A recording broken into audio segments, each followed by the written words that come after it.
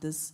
We saw him engaging President Vladimir Putin of the Russian Federation on a burning issue of Ukraine. When are you going to do that, or how do you hope to manage this? And finally, you spoke about peace and security when you were addressing ministers. You just touched on the DRC. Have you been able to reach out to President Kagame after that smolanyana thing? Thank you.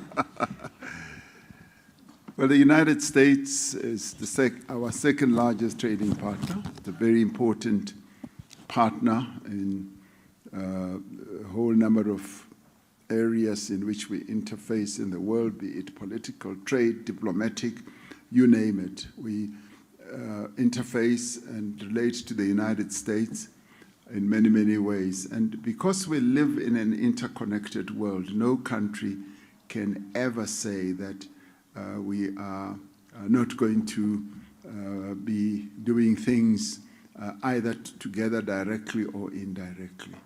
So in our case, we are committed to having a good relationship with the United States, and we do relate to them in a number of ways.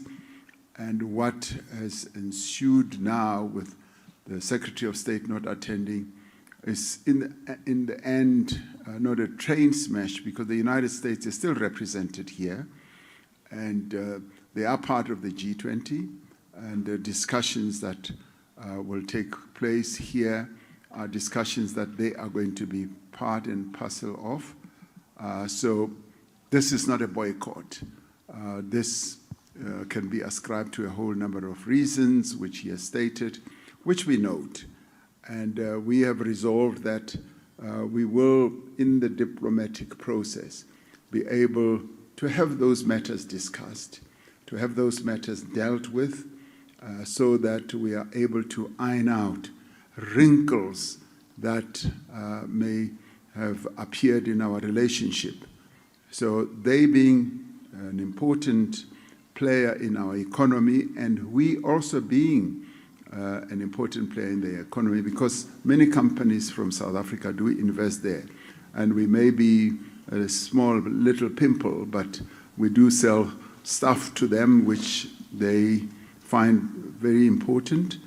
So we are in many ways joined, and perhaps joined at the hip. So we will continue to find ways, avenues and means through which we can continue relating to each other, despite whatever may appear as differences. And may I add that as we relate to many countries in the world, we often find that we may not agree on everything, but we always find a way of relating to each other. And similarly now with the United States, we may not agree on a number of issues, but we want, in the spirit of diplomacy, in the spirit of promoting good relations, we want to be able to have an exchange with them. You want to know directly whether we are reaching out. I spoke to President Trump soon after he was elected and congratulated him and informed him or reminded him that we are going to be having the G20 here, and they are going to have theirs the following year, so we will hand over to them. And we spoke a bit about that. We also spoke about a number of South Africans who he holds in high regard, particularly in the golfing field. And he being a better golfer than I am, he said, well, then maybe when I come, we should play golf together.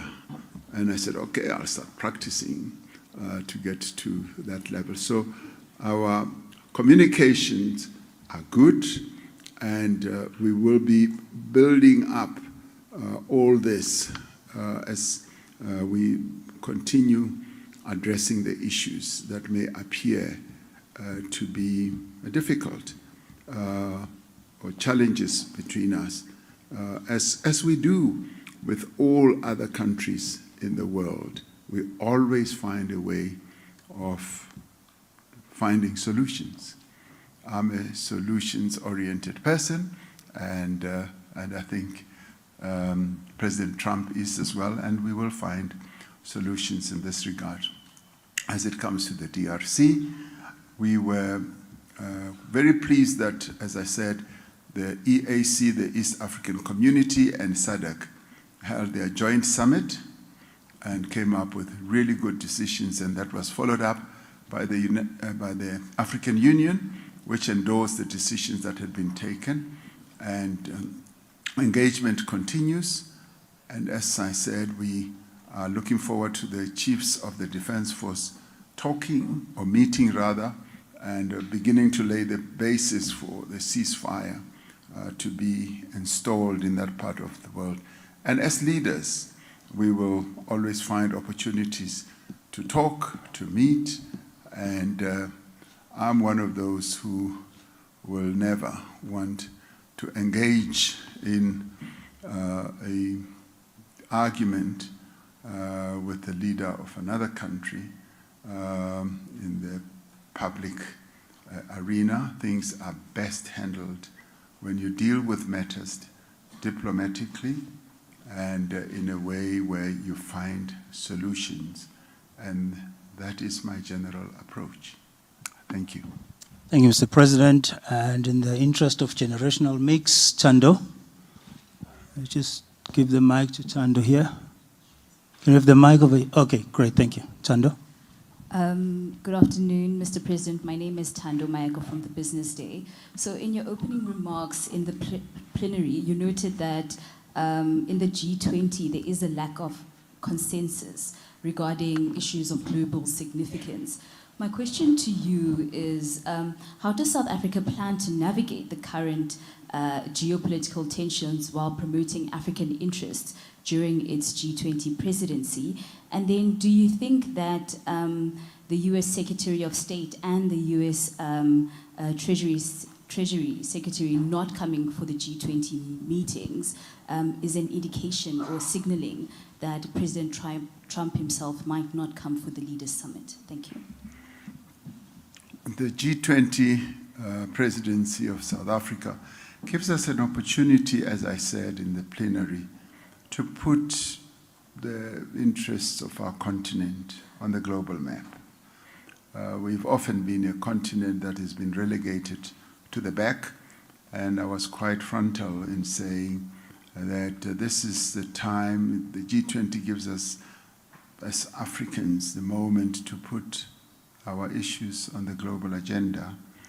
And I do believe that we've got a cohort of countries in the G20 and those that will be invited who will be willing to listen to Africa's story, to Africa's narrative, which will not only be expressed by South Africa, but by the African Union itself as a member, as well as by those countries on our continent that we are going to invite. And believe you me, we are going to invite quite a few of them to come to be part of particularly the Leaders' Summit. So how will we navigate the differences that obviously currently exist?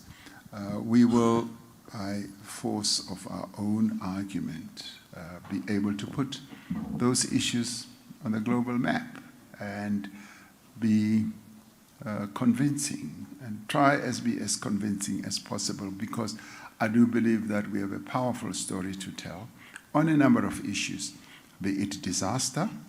We are the countries in Africa, the majority of us, particularly in the south and also in the north, who are suffering from what we did not cause, climate change.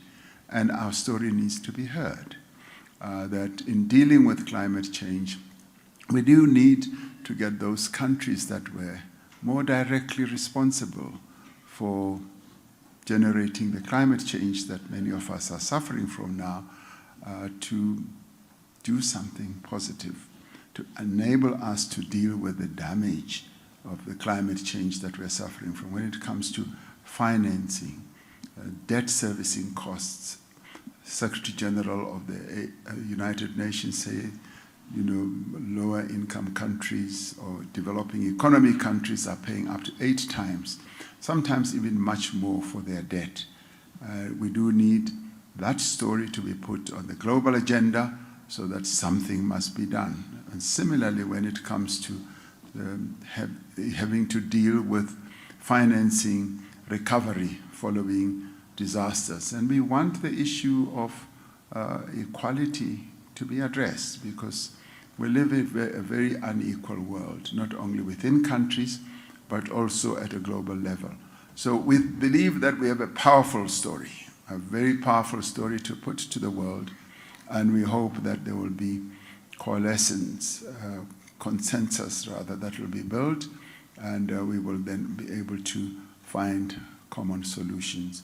And we are hoping and do believe as South Africa that we've got a really good, potent story to put forward to the world. Your second question was about... Oh, yes. Yes, we've been told that, and he isn't here, the Secretary of State is not here, and we've also heard that the Secretary of the Treasury is very busy in Washington and all that, and we accept that. That is their choice. I mean, they have the freedom to choose. I sometimes don't attend certain summits. I get very busy and I'm not able to, but we often make sure that South Africa is represented. So it's not often that my pretty face is that necessary, as long as South Africa is represented. So in the end, those who are able to come, we would welcome with warm arms. And as I said earlier, that we welcome them to the most beautiful country ever created, and that's South Africa. So when they don't come, they are missing out big time. But we are hopeful that we will have as many leaders as possible who will be able to come. The absence of some leaders is not the end of the world. As long as the G20 family is able to meet, discuss important issues, and come out with a declaration. And that is what we aim for. The G20 is an important formation, and it has brought together the 20 key important economies in the world that have an impact on a huge part of the population of the world. So we believe that it is very important and store a lot of hope in the ability of the G20 to discuss issues. And so it acts as a family. And I think it is wrong to say if this one is not present, then its importance is diluted. It's never been. And some leaders in the past have not been able to attend the G20, but it moves on. It powers ahead and takes decisions. Thank you. Thank you. The last two, Nelly Payton, and then Vuyo Mvogo will wrap us up. Can we just get the mic to Nelly over there? Thank you. Thank you. Hello, Mr. President. Nelly Payton from Reuters. Following up on what happened yesterday, do you think that the budget will be significantly reworked? And what is your position on the 2 percentage point VAT increase? Do you support that? I'm not going to reveal to you what we discuss in cabinet. So I took an oath that talks to that. The budget clearly is going to be reviewed. That is going to be the process that we follow. And in doing so, the Minister of Finance wants to move very quickly to start crafting what could be an alternative. But also, he will bring to the fore the stark realities that we face and the budgetary challenges that he has had to countenance in crafting the budget that he put forward. Everyone, I think, has said he has a very tight rope to walk. And in presenting that budget, he was trying to find some leeway to be able to support our ambitions, but at the same time to ensure that it becomes a budget that will support growth, but also support the livelihoods of South Africans. So yes, it will be re-looked at and it will be presented. And the joy and the good thing about it all is that South Africans will be able to see, as they now have seen what he was going to present, they'll now be able to see the slight differences, and I'm sure there will be, as the minister tries to straddle having an increase in VAT and not having an increase, and how his finances are going to stack up. Thank you. Mr. President, the stark realities, as you call them, were known ahead of yesterday's unprecedented dramatic events in Parliament. But it did seem yesterday that deeper conversations were not held, certainly not among the members of the Government of National Unity, especially when it comes to controversial aspects such as VAT, which clearly from what some of your partners said were hidden. Now, you all knew that you were going on, or you were on uncharted waters. Hence, before you delivered your State of the Nation address, you had to call a special cabinet briefing where you had to appraise your partners on what you were going to say. Now, people are reading all sorts of things into this, including that perhaps there was no leadership where it matters ahead of the tabling of the budget. That, or at the very least, some people were tardy. Others are reading into this a retaliation on the part of your partner, the DA, on the back of your Expropriation Act, your Bella Act, and the NHI. I did say in the beginning that there are two issues that were at play. It was the form in which everything happened, and there's the substance.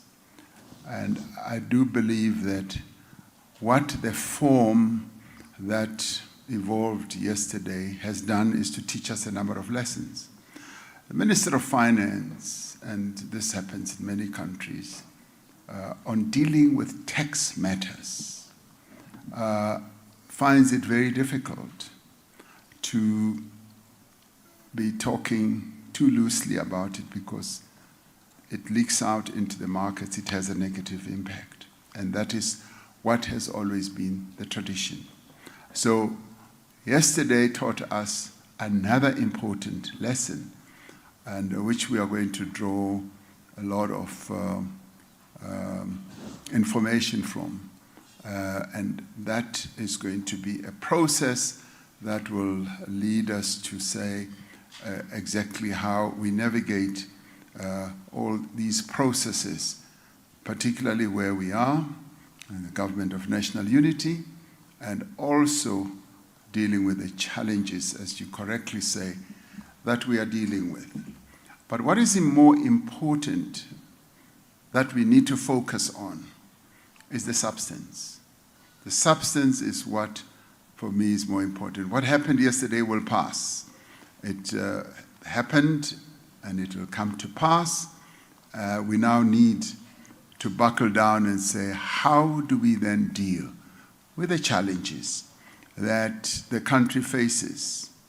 I know there's a temptation for people to, be heated up, be hot under the collar and focus on the issue of yesterday, and said there was no leadership, there was no consultation. Yes, yesterday happened. It has given us a lot of lessons, but we must move on. And in moving, we cannot dwell on what has happened. We must now ask ourselves, how do we one, draw lessons from what happened, and two, how do we then deal with the substantive issues? And this is where I want us as South Africans to focus our attention on. In dealing with yesterday, the government has not collapsed. The government of national unity has not collapsed. We're drawing a lot of lessons from what happened. Was it a process of hitting back? I do not see it as a revenge act by anyone. And if anything, it's been how a collective, if you like, a unity government should function. And we must also see what happens in other countries. In other countries, there are bun fights, major bun fights over budgetary issues. And yesterday, we had the mishap that happened. It's happened. We're drawing lessons from that. We move on. And the direction I want us to move on in is to say, how do we then deal with the substantive issues of funding our ambitions? And we've got great ambitions, and having to countenance the fact that we've got limited resources. How do we fund those? And quite often, when you have to fund your ambitions, it's either you tax or you borrow. And that's how governments draw resources from their own taxation processes, or they go and borrow. And in doing so, you then have to deal with all the other ramifications that have to do with the two. So the issue that came up was the concern about the ramifications of, or the consequences of having an increase in VAT. We therefore need to pause and say, how do we then move forward in dealing with the substantive issues? So this is what I want South Africans to now do. Our level of consciousness and awareness about our national budget now needs to be heightened. What this will also help with is that we will now also begin to focus not only on the national budget, but also on the provincial budgets. And also focus on how money is used, what is deployed for, and even go further and look at our local government budgets. So I do believe that this is an important moment, and I see a bit of a silver lining with all this, that our economic maturity and consciousness will be heightened as South Africans. Thank you. Thank you very much, Mr. President. Colleagues, that concludes our session. Mr. President, you may take leave of us. Thank you. Oh, you want me to go home? And thank you very much. Thank you, guys.